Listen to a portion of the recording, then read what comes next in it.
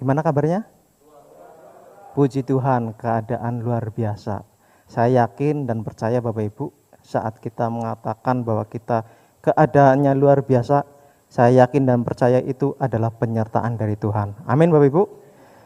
Saya mengucap syukur dan terima kasih juga telah diberi kesempatan pada sore hari ini, telah diberi kesempatan untuk dapat menyampaikan firman Tuhan.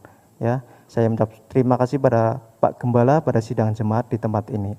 Baik Bapak Ibu saudara sekalian yang dikasihi dalam nama Tuhan Yesus, pada sore hari ini firman Tuhan saya kasih judul awas kesombongan hati. Ya. Awas kesombongan hati. Jadi kesombongan hati Bapak Ibu itu perbuatan dosa yang kadang-kadang kita melakukannya dengan tidak sadar. Ya. Kita tidak menyadari melakukan perbuatan sombong.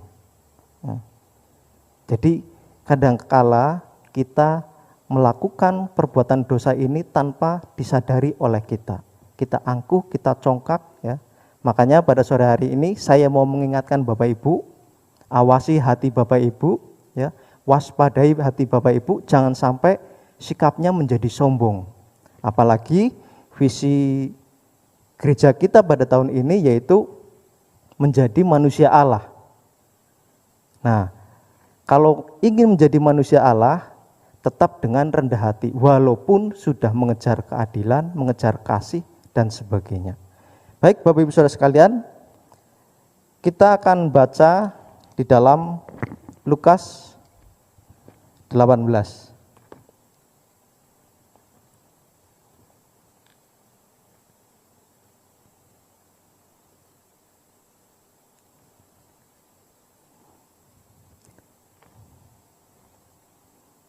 Lukas 18 ayat 10 sampai dengan 12. Bapak Ibu bisa menyimak di dalam Alkitab Bapak Ibu masing-masing.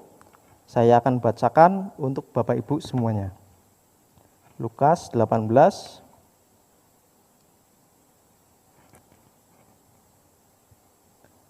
ayat yang 10 sampai dengan 12. Beginilah firman Tuhan. Ada dua orang pergi ke bait Allah untuk berdoa. Yang seorang adalah Farisi dan yang lain pemungut cukai. Orang Farisi itu berdiri dan berdoa dalam hatinya begini, Ya Allah, aku mengucap syukur kepadamu karena aku tidak sama seperti semua orang lain. Bukan perampok, bukan orang lalim, bukan pezina, dan bukan juga seperti pemungut cukai ini. Aku berpuasa 2 kali seminggu. Aku memberikan 1/10 dari segala penghasilanku. Amin. Ya Bapak Ibu ya, di dalam Lukas 18 ayat 10 sampai dengan 12 ya, dikisahkan ada dua orang pergi ke bait Allah. Yang pertama adalah si orang Farisi ya. Ini latar belakangnya Tuhan Yesus sedang menyampaikan perumpamaan bahwa ada orang yang menganggap dirinya benar dan menganggap orang lain rendah. Nah, itu tidak dibenarkan oleh Tuhan ya Bapak Ibu. Orang Farisi ini ya menjauhi kejahatan. Ya. Kalau dilihat dari firman-Nya, orang ini tidak lalim. Orang ini bukan pencuri, bukan perampok. Jadi dia sudah menjauhi kejahatan.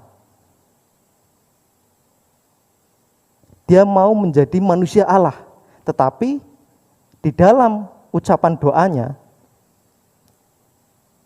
dia membanding-bandingkan dirinya itu lebih benar dibandingkan yang lain. Nah, itu yang tidak dibenarkan Tuhan. Itu yang tidak dibenarkan Tuhan. Saat kita sudah beribadah dengan baik, ya, sudah mempersembahkan dengan baik, setiap saat mempersembahkan diri untuk Tuhan, kita jangan menyombongkan diri perbuatan itu. Nah, kita harus mewaspadai hal itu ya Bapak Ibu ya. Kita harus mewaspadai hal itu. Karena kesombongan itu hal yang dibenci oleh Tuhan. Hal yang dibenci oleh Tuhan. Jadi kita perlu mewaspadai hal-hal yang telah kita lakukan ya. Perbuatan yang kita lakukan, kita harus mengawasi hati kita supaya tidak menyombongkan hal-hal yang telah kita perbuat.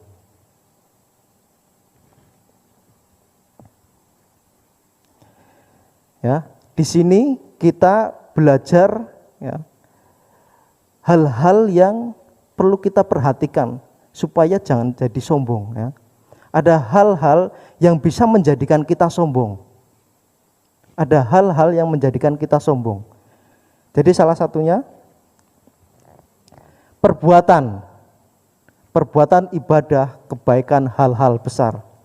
Kita sudah datang ke tempat ini ya. Setiap ada persekutuan, setiap ada ibadah kita datang. Sudah ikut pelayanan, sudah ikut tim organisasi, kegerejaan. Ini hal yang bisa disombongkan kalau kita tidak merendahkan hati kita. Nah, hal-hal ini bisa disombongkan Bapak Ibu ya. Kok bisa disombongkan? Dengan melihat orang yang tidak beribadah, orang yang tidak datang ke gereja, kita seolah-olah sok rohani. Merendahkan orang yang tidak datang ke gereja. Jadi kita orang yang sudah datang ke gereja, sudah beribadah, walaupun sudah melakukan perbuatan itu, sudah beribadah kepada Tuhan, tidak usah merendahkan orang yang belum ke gereja. Saat kita merendahkan orang lain yang belum datang ke gereja, belum beribadah, belum berbuat baik, nah saat itu juga Tuhan tidak suka sama kita. Tuhan tidak suka merasa kita benar, ya. Membenarkan diri. Jadi merendah-rendahkan orang lain. Kita sudah melakukan kebaikan. Itu juga bisa disombongkan.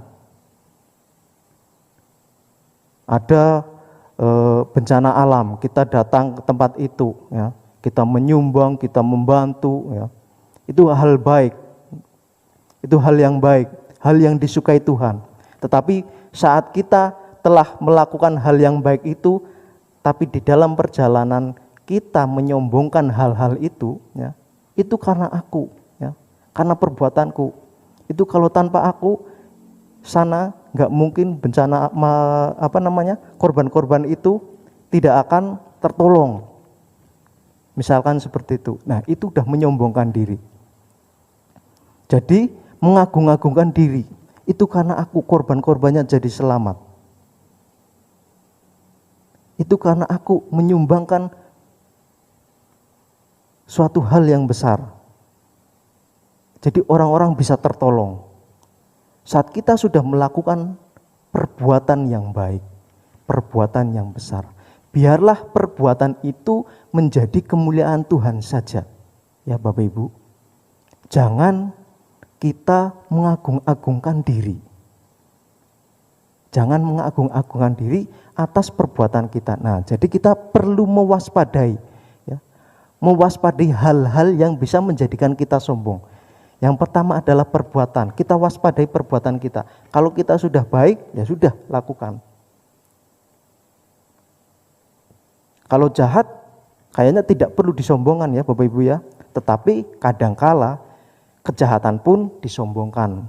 Ya, kalau di dalam lapas itu, kalau napi-napi lagi obrol-obrolan, itu juga kadang-kadang menyombongkan diri.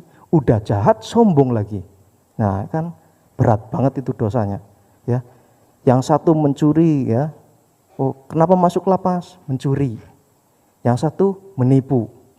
Ya. Yang paling ditakuti biasanya membunuh. Ya, membunuh 1 orang, 10 orang, 20 orang, ya, itu lebih hebat lagi. Jadi disombongkan. Nah, perbuatan jahat yang lebih besar, ya, jahatnya dalam hal-hal yang besar, itu juga disombongkan. Nah, itu tidak baik. Lagi hal yang baik saja, kalau kita sombongkan, itu tidak baik. Itu tidak berkenan di hadapan Tuhan. Tidak dibenarkan oleh Tuhan. Jadi kita harus mewaspadai perbuatan, mewaspadai hati kita, ya. Kalau kita sudah berbuat baik, ya sudah. Itu untuk kemuliaan Tuhan. Kita persembahkan untuk Tuhan. Jangan untuk meninggikan diri. Seolah-olah kita yang hebat. Padahal Apa yang dilakukan kita itu semua berkat Tuhan juga, dari kekuatan Tuhan juga, bukan karena kita sendiri. Ya, yang selanjutnya adalah fisik. Nah, ini hal-hal yang bisa menjadikan kita sombong juga. Fisik ganteng, fisik cantik. Nah, kalau saya nggak mungkin menyombongkan diri karena fisik saya jelek. Ya, kemarin saja Mbak Pipit itu ya minta foto. Saya nggak tahu foto buat apa. Ya, saya nggak tahu itu foto buat apa. Saya cari-cari di galeri saya, fotonya saya itu nggak ada, Bapak Ibu. Fotonya itu udah dikasih efek. Kenapa saya kasih efek? Karena menyamarkan kejelekan saya, ya, Bapak Ibu. Saya nggak percaya diri kalau di depan kamera, jelek. Jadi hal ini, ya, itu tidak mungkin saya sombongkan. Tapi kalau ini mungkin ya, mungkin ada. Tapi saya juga udah nggak mau menyombongkan. Nah, kalau fisik, ya, ini bisa jadi hal yang untuk menyombongkan diri, bahan untuk menyombongkan diri. Fisiknya ganteng, fisiknya cantik, fisiknya sempurna tanpa catat, menyombongkan diri. Ya. Lihat orang jelek, ya kamu jelek. Ya. Apa itu jelek? Mungkin waktu penerimaan muka kamu di belakang sendiri. Nah, itu kan tidak baik. Merendahkan orang yang mungkin rupanya tidak seganteng dia. Padahal Tuhan Yesus juga tidak akan memandang rupa, ya Bapak Ibu ya. Tidak akan memandang rupa. Tetapi hal ini sering dijadikan sebagai kesombongan juga. Fisik ganteng, cantik, sempurna, kadang-kadang dijadikan kesombongan.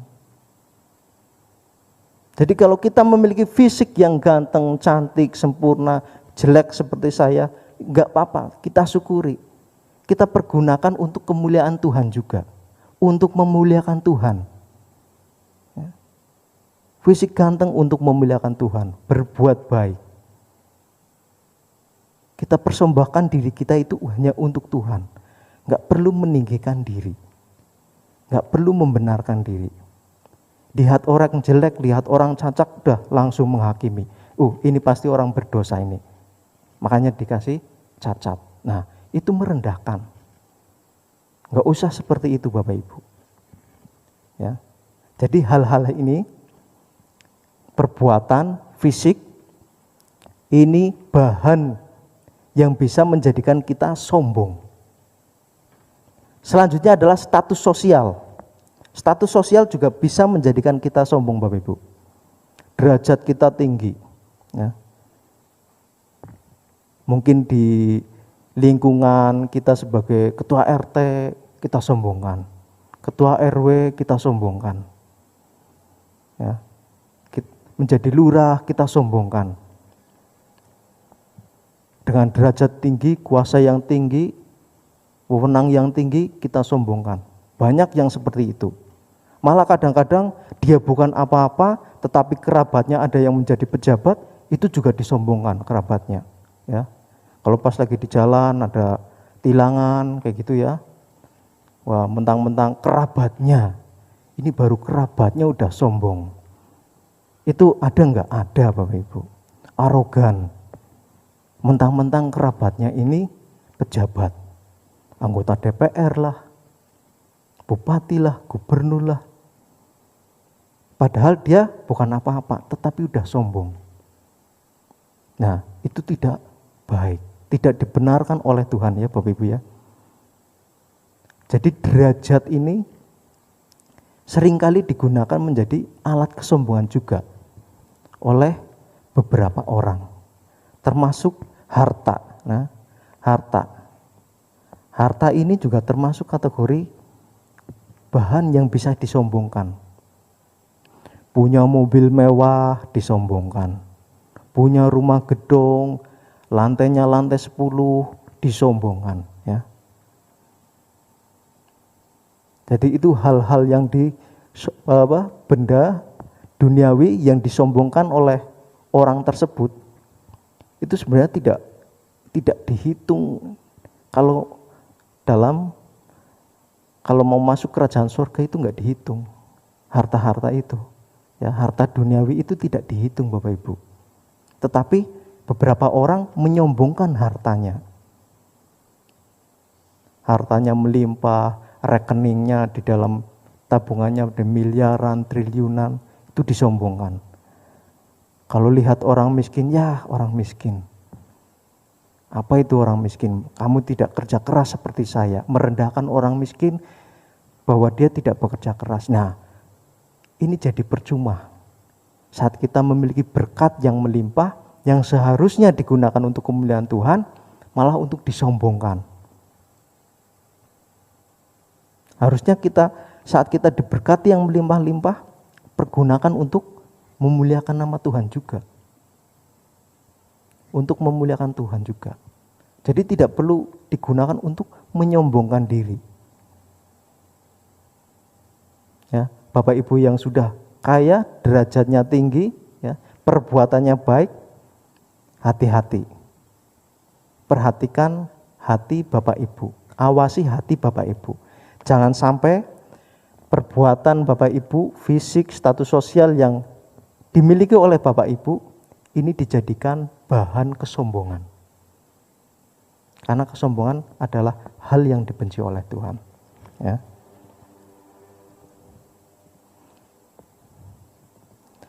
Nah, ini ada beberapa tokoh dunia, tokoh Alkitab yang menyombongkan diri dan pada akhirnya dihukum juga sama Tuhan. Jadi orang-orang yang menyombongkan diri, meninggikan diri, menantang Tuhan, itu pasti Tuhan hukum. Ya. Salah satunya adalah Thomas Andrew, nggak kelihatan ya Bapak Ibu ya. Thomas Andrew, ya. Thomas Andrew, pembuat kapal Titanic, mengklaim, ya, berkata, kapal ini tidak akan tenggelam. Bahkan Tuhan pun tidak bisa menenggelamkannya. Wah, baru bikin kapal Bapak Ibu, baru bikin kapal itu udah sombongnya minta ampun. Tuhan yang bikin dunia, ya, manusia yang bikin kapal itu udah sombong. Nah, itu pasti dihukum Tuhan. Akhirnya apa yang terjadi Bapak Ibu? Ya, kapalnya ditenggelamkan.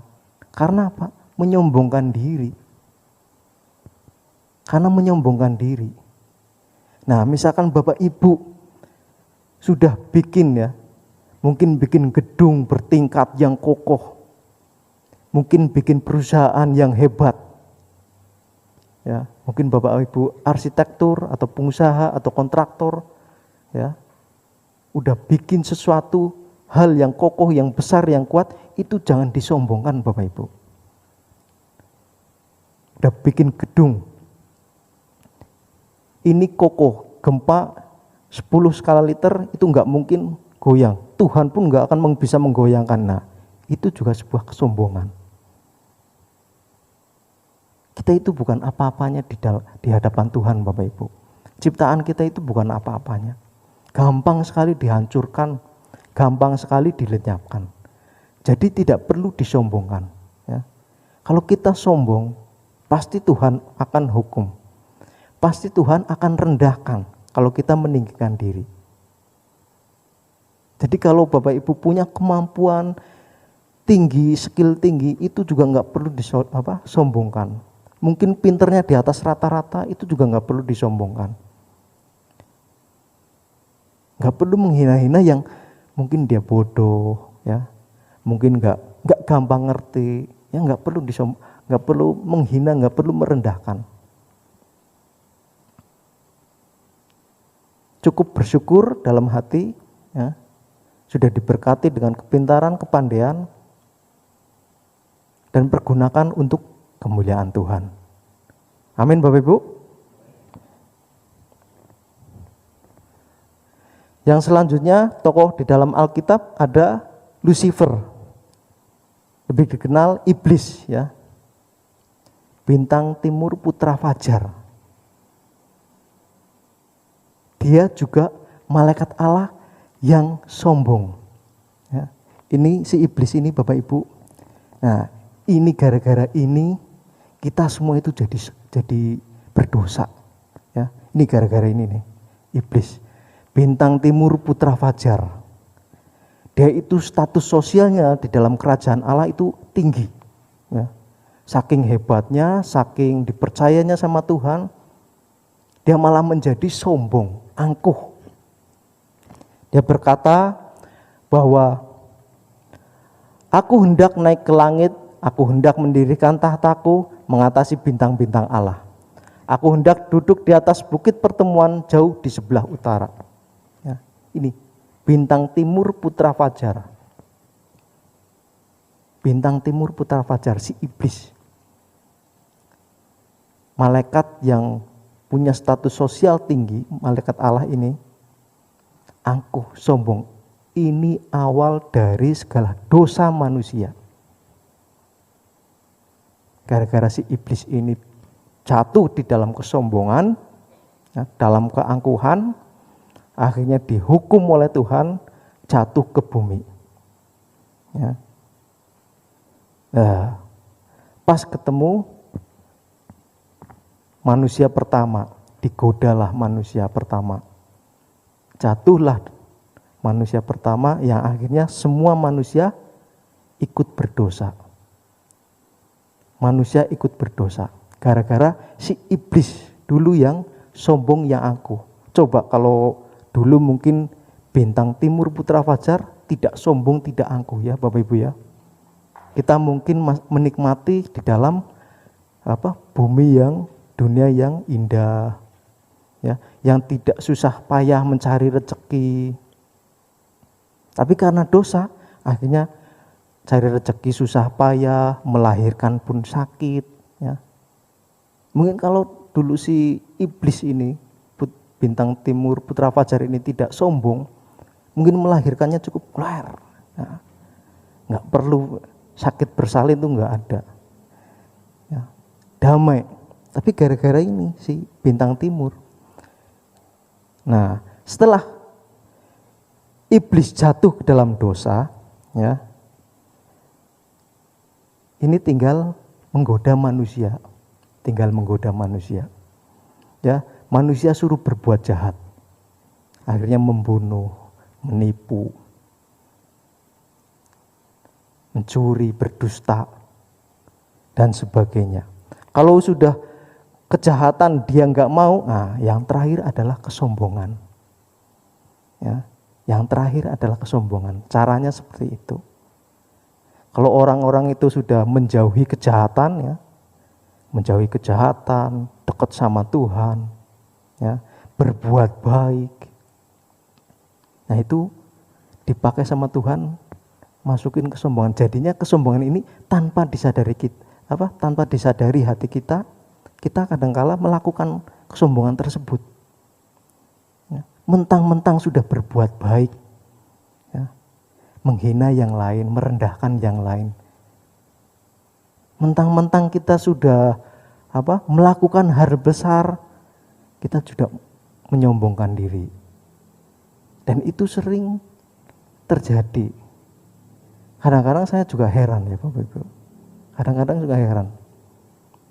Dia udah baik, udah ikut Tuhan, sudah mempersembahkan dirinya untuk Tuhan, tetapi malah dia mengagung-agungkan dirinya. Ini yang kadang-kadang makanya saya pada sore hari ini mengingatkan kita untuk mengawasi hati kita supaya jangan jatuh dalam kesombongan.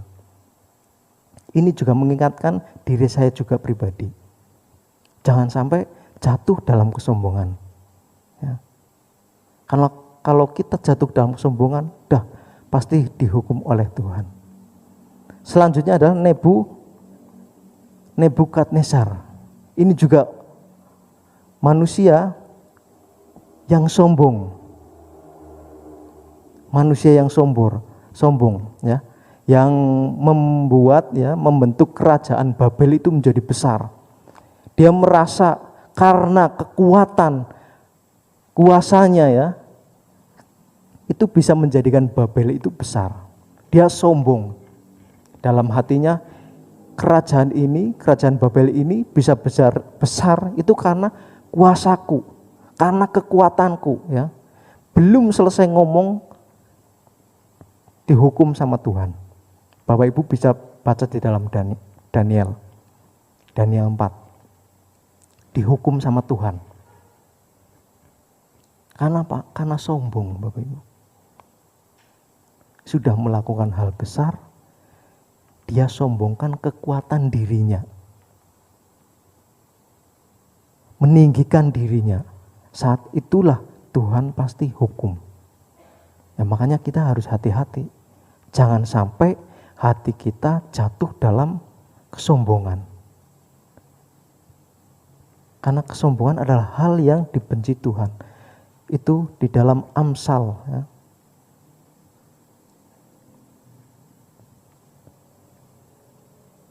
Di dalam Amsal 6 ayat yang ke-16 dan 17 saya akan bacakan. Amsal 6 ayat yang 16 sampai dengan 19. 6 perkara ini yang dibenci Tuhan, bahkan 7 perkara yang menjadi kekejian bagi hatinya.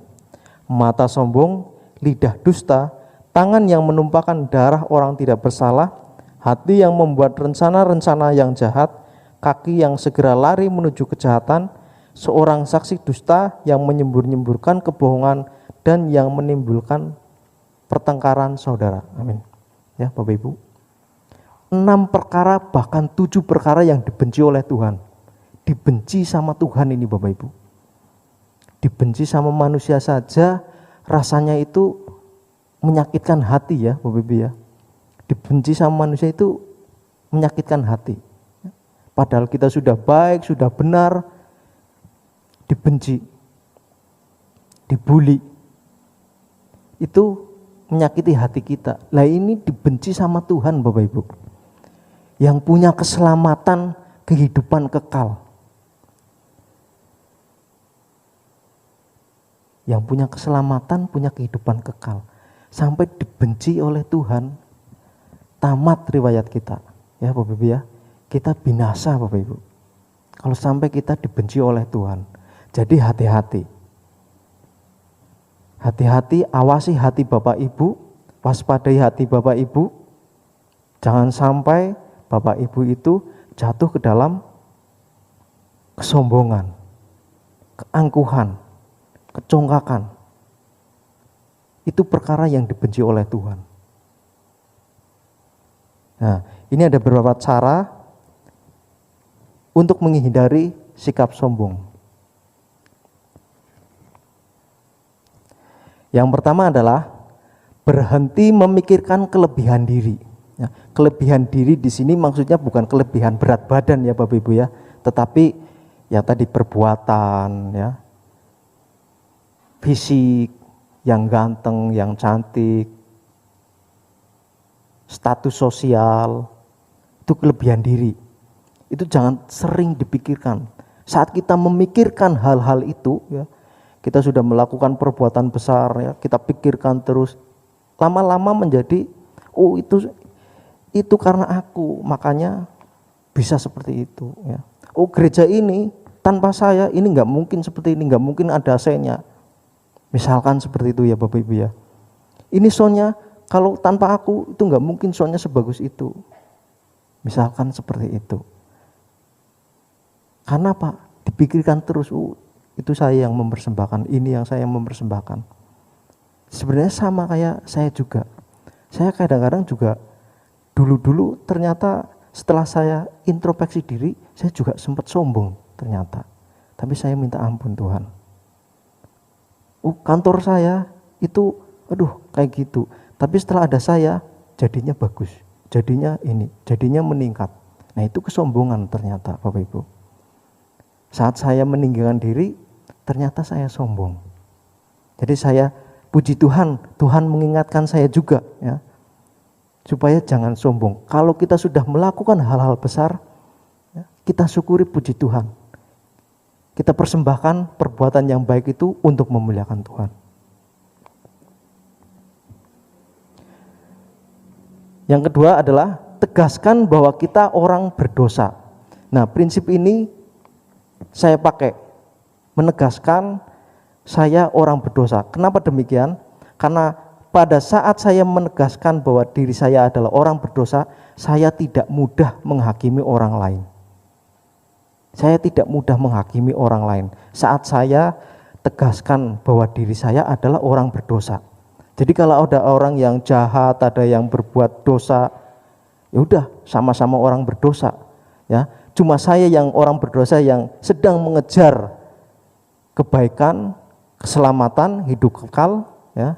Kalau ada orang yang belum orang berdosa yang belum mengejar itu, kita ajak aja. Jadi tidak merendahkan mereka yang berbuat jahat, yang berdosa. Ya udah sama-sama orang berdosa. Mungkin perbedaannya kita ya mengejar keselamatan, orang berdosa yang mengejar keselamatan, berusaha mengejar keselamatan, kalau yang lain belum. Tapi sama-sama orang berdosa.